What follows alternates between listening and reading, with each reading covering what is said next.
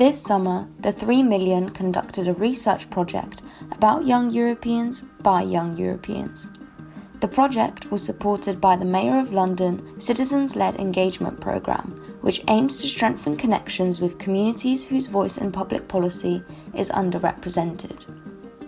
A team of 11 peer researchers asked 11 different national groups of young European Londoners two main questions.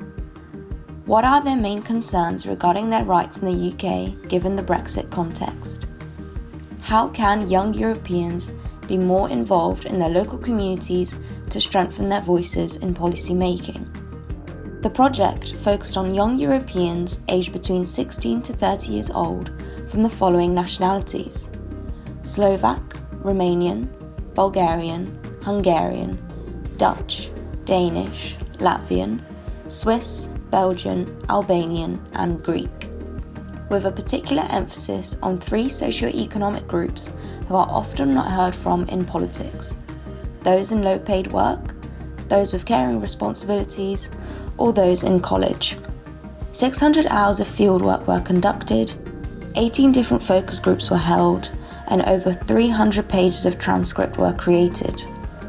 We talked to focus group participants, researchers, local politicians from areas with a high percentage of European residents, representatives from the 3million, and City Hall's citizen engagement team to find out more.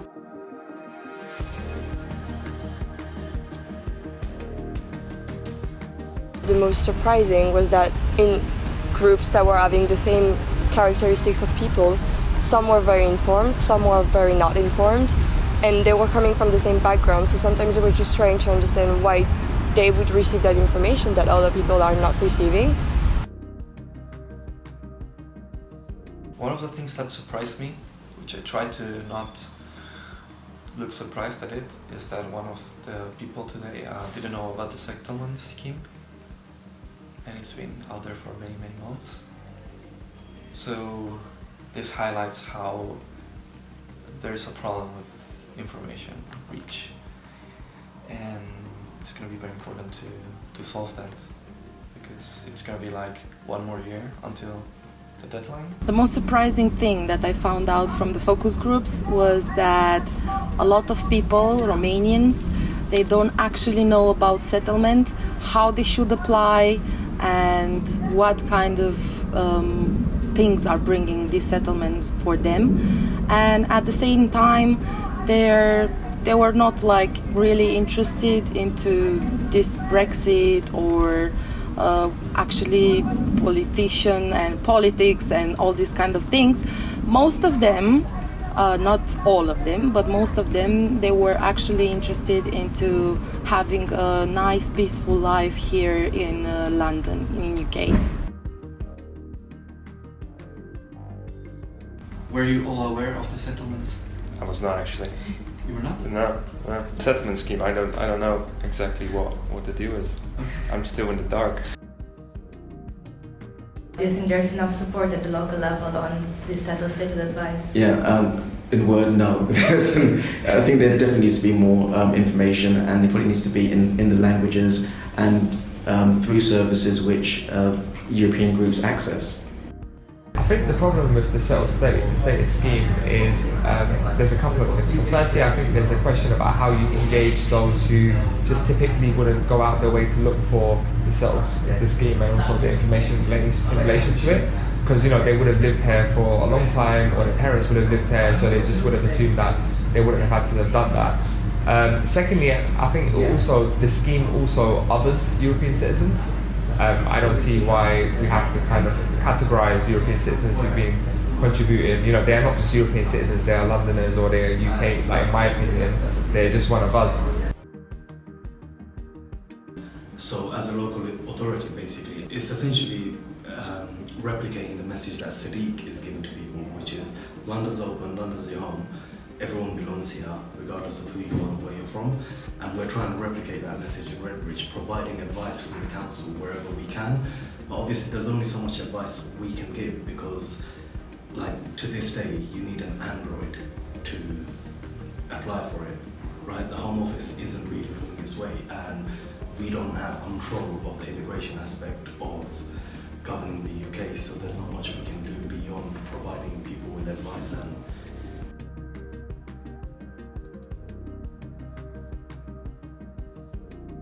how did you hear about the settlement scheme?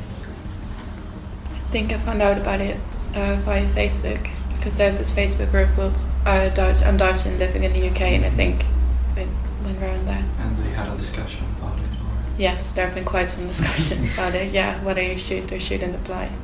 I think it was online as well, but there were also, I live in Southwark, and there were posters everywhere saying we want our EU citizens to stay, apply for the settlement scheme. I personally really liked those posters around the neighbourhood, because it also seemed like they were trying to make people feel included. So I really liked that, and it made me think, oh, I should look it up when I get home, because there's these posters everywhere.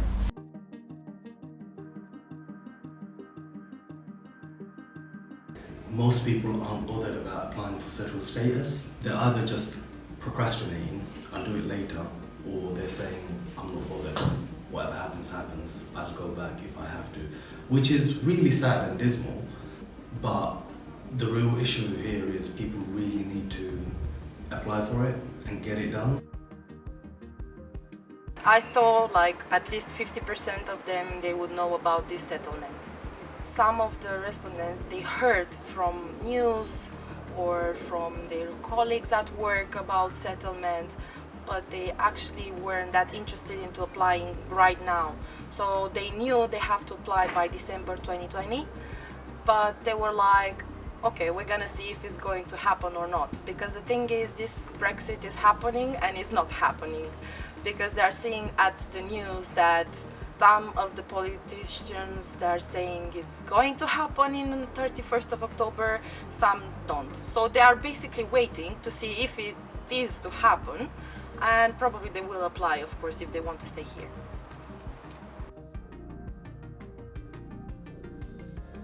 It can also be hard to find reliable information, because I feel like a lot of newspapers out there have something new about Brexit every single day.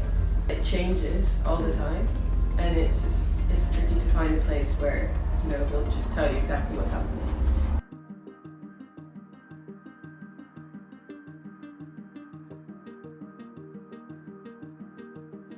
Some of them, they were like, okay, I'm not into politics, I don't know actually things about Brexit, or I heard about it, but I don't have the time, I don't have the resources, all these kind of things, that they actually didn't came and participate into the focus groups. But then, on the other hand, were all these people that they were able to participate, and they answered how they knew, with the information they had. I have a feeling that people don't seem all that engaged in politics in general here in the UK. From the both British and European people I've spoken to in the past couple of years, people just don't seem all that interested.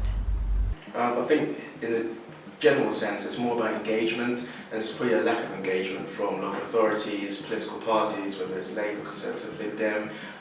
We haven't done enough to reach out to young non-British citizens, and we noticed that especially during the EU referendum, when a lot of that group were denied the vote. It was very much a vote about their future, their lives, their say, but they didn't have an actual opportunity to engage in the process because they were denied the engagement opportunity, also denied the vote.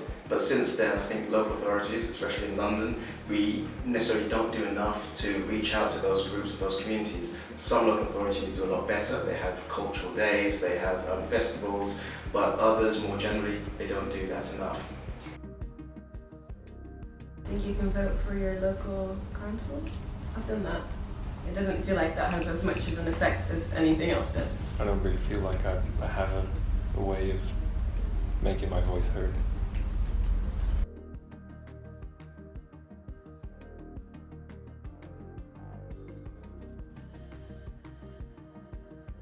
If you're an EU citizen and you have no say, you have no vote at a general election, then why do you have a stake in what's happening? If you're in an insecure job, insecure housing, as a lot of young people are wherever you're from, but you don't have a say over the people at the top, the people in government, who are making the decisions about those things. And if you feel like you don't have a say, then you're not going to engage.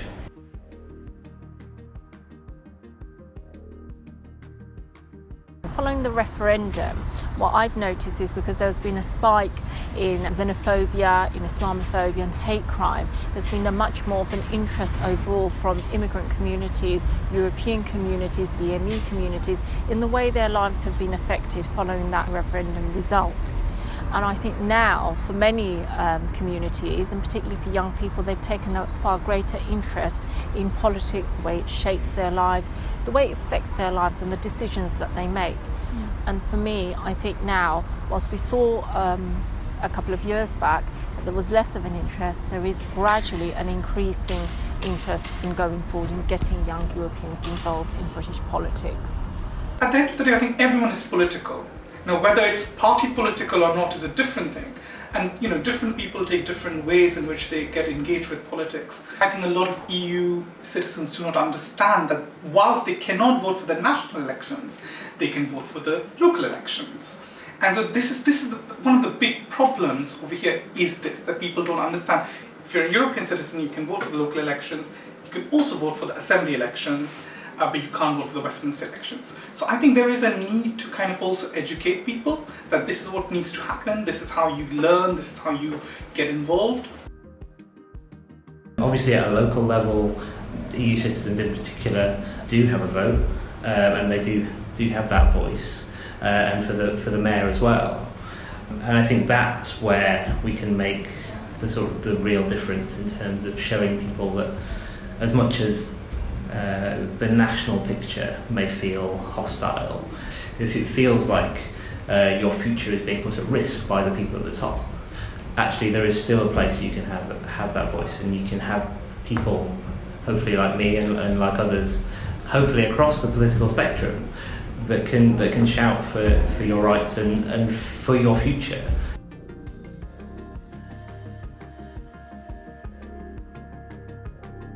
Gone out of our way to speak to people, made a real point of doing voter ID.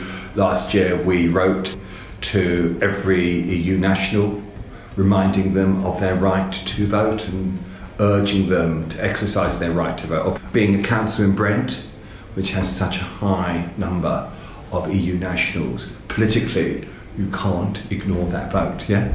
You've actually got to reach out. So in Redbridge, one of the things, we get 60,000 visitors to our website a day, mainly people paying taxes or parking fines. Either way, it's stuff that people don't want to do, but they do have to come on the website. So we've now set up a page on the website specific to European citizens and the timeline of settled status, and just giving them a lot of advice that we can give them.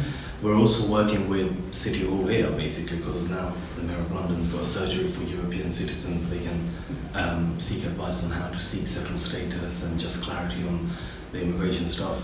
We, as a council, we had 2 really well-attended big meetings for EU nationals, where that wasn't so much for people to come and simply just rehash arguments and discussions around Brexit, but it was an opportunity for EU nationals to come and speak to us as local authority members and speak to officers to get sort of certain advice about what's going on.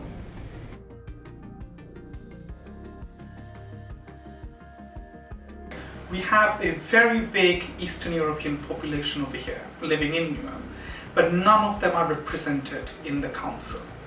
And I think that is not good enough. When you don't see people who look like you, who talk like you, who are parts of your community represented in elected positions, you will not want to then feel like you belong over there. And I think there is a need for any party, whether it's our party or whether it's another party, to make sure that our parties and our elected representatives look like the area that they are purporting to represent. In the event of Brexit, whether it's no deal or whether it's through some form of negotiated departure, it's about councils recognising that they've still got responsibilities to towards EU nationals and actually following through late 2019 and 2020 to work with EU nationals, both on residence, and I also sense there are going to be some really complicated immigration cases of a type that people haven't even quite worked out yet. It's going to be about ensuring you've got some good quality advice. We need to take our time, we need to not rush trying to register everyone, because I think when you put a time limit on these things, you know, like there will be some people that would be missed out. There's people who've been living here, you know, for a long period of time and will be contributing to making our society a sort of brilliant place to live. But until we reach every single person, then it's not good enough.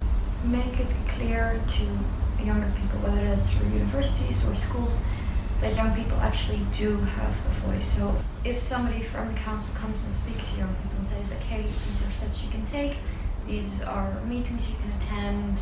So making it clear to young people what they can do, because I think first of all you need to know whether or not you can. I think politicians, lawmakers, people in public life, collectively and myself have failed collectively to listen to the voices of young people, their concerns, what they want, their aspirations. And if we take that moment and that time to listen to them, I believe that we can build a much bigger, broader, more positive and stronger generation of young people going forward to build our nation as to be the example of what every other nation would want to be on the global platform. I would love to know that the Council could do something for the communities, East European communities, like a place or an institution where they could get all the information for settlement, all the information about Brexit that is coming straight from the Home Office, and why not a community where they could gather together and find out information about politics, but at the same time social events as well. I don't know, for example, an East European festival where Bulgarians, Romanians, Albanians and any other communities that could gather together and socialize and get to know each other better.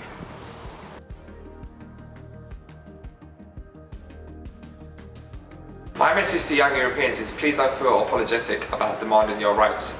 You're a member of our society just like I am, and you have every single right to hold our politicians to account and hold our institutions to account, to demand your right and to have your say. You as one person can make a huge difference in your community. Make sure you get involved in politics and make sure that you get involved in your local community to be the change for you and your community. I think people need to have a bit of trust and reach out to their local MPs, their councillors, invite them along so that we can get to know those groups and that we can understand their needs. Let us know what the community's needs are, because otherwise if we don't know, we can't really help. Join a political party. I know there is a lot of uncertainty, but I think the way in which you can change is by joining those political parties and is by forcing them to change their viewpoints on certain issues. And I think Brexit is one of those where both the parties are very polarized at the moment. And I think I would definitely ask you, whatever your political values are, join a political party in the UK, change them. You will have a direct way in which you can change policy within those parties. This cuts across all of us, all young people, regardless of their background. My message to you all is that this is the time for you to rise. This is your time, and this is the time in such a divisive Britain, because of that referendum. We are living in a very divided nation. This is the time for European young people, but all young people, to come together and to shape their future for the generations that will come here and will settle here and be part of what we value as being a Great Britain. I think there are some things that young Europeans can do to make sure that we influence politicians, and that's by sort of getting involved in organisations like 3 Million or My Life My Say or other organisations, and really organising at a community, regional and national level to make sure that we're actually putting pressure on our politicians to listen to the voices of those who need it most. I think in general, just following the debate around EU migration, especially around 2016, I noticed how EU migrants were spoken about but rarely spoken to.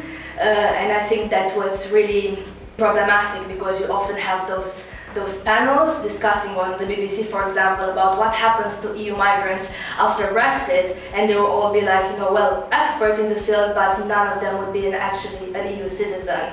So the importance of this project relies on the fact that it actually listens to lived experiences of people who actually go through settled status, who apply for citizenship, and then also creates a conversation with the experts and policymakers who already worked on this since before Brexit and during all this time.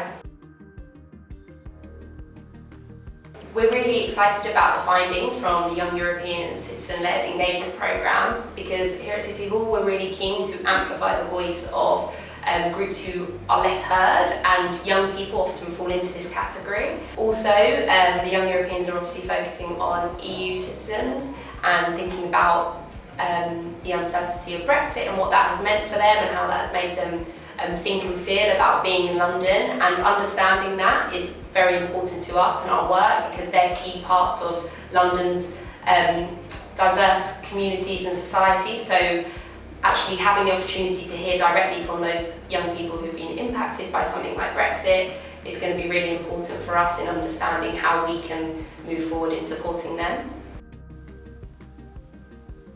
I think it's important to have a genuine and honest conversation on citizens' rights. But the first step to have that conversation is actually acknowledging that not everyone has the same experiences.